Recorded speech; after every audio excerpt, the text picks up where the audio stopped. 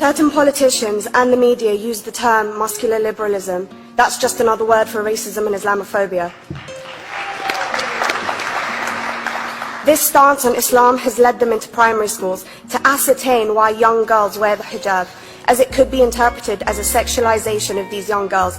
I say shame on Ofsted for victimizing young girls, for choosing to wear religious articles of clothing. There is no such measure made for other religions or other articles of religious wear.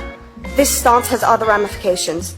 It signals to the British public and emboldens groups such as EDL, BNP and other fascist and racist groups that women are oppressed by Islam, are made insubordinate to the men that supposedly force them to wear it, and that it is the job of the British state to liberate us.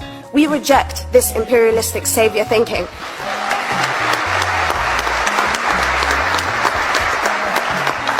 And I am here to state for all people who choose to practice their beliefs openly that we are not oppressed by our faith.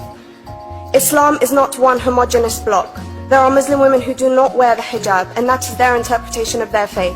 The Quran beautifully states, La ikraha fid din, which translates to there is no compulsion in religion.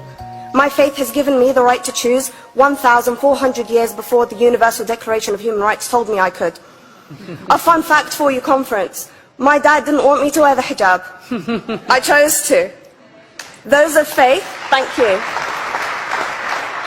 Those of faith should have the right to choose to wear their articles of faith. Sikhs wearing the turban, Jews wearing the kippah, or Christians wearing the crucifix.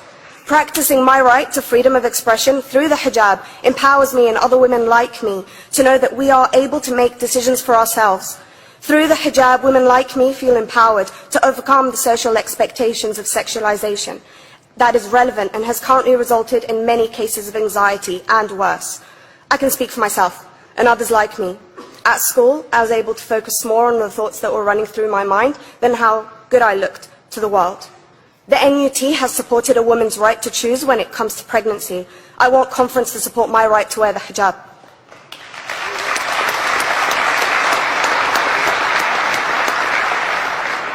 How I choose to practice my faith is clearly displayed for all to see. This makes me the target of hate crime. The level of racist attacks on Muslim women is disproportionate to any other oppressed group in British society because we are an easy target. This decision by Ofsted has ramifications beyond the school gates and must be seen in the context of increased attacks on the Muslim community and perpetuates the outdated notion that Muslim women are victims.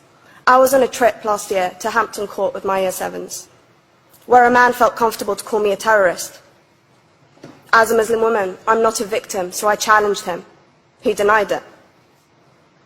I'm sure you've heard of the Punish a Muslim Day. It's been spoken about a few times already this morning. And as a Muslim, I'm actually quite optimistic. They're trying to limit it to one day. That's 364 less than normal.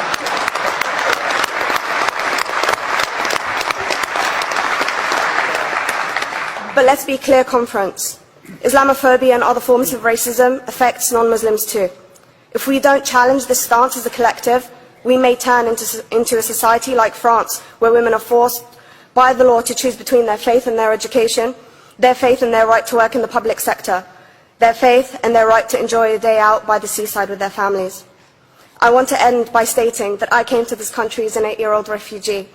We are Palestinians, forced out of our land in 1948. We lived in third world conditions, similar to those in Calais for 60 years. Here, I received the support I needed to study law at university and become a secondary school citizenship and PSHE teacher and a school rep. An injury to one is an injury to all, and I want to thank the Union for its stance on all oppressed groups, in particular mine, Palestine. Thank you, Conference. Thank you, Latifa.